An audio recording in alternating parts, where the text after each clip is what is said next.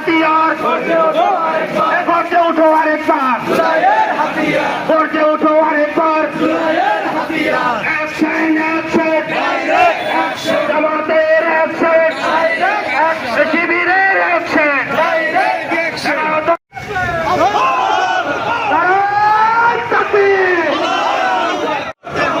গণভোটের কোন রায় বাস্তবায়ন করতে হবে। ফাঁসি ফাঁসি ফাঁসি চাই, স্বৈরাচারের ফাঁসি চাই, খুনি হাসিনার ফাঁসি চাই, ফাঁসি ফাঁসি ফাঁসি চাই।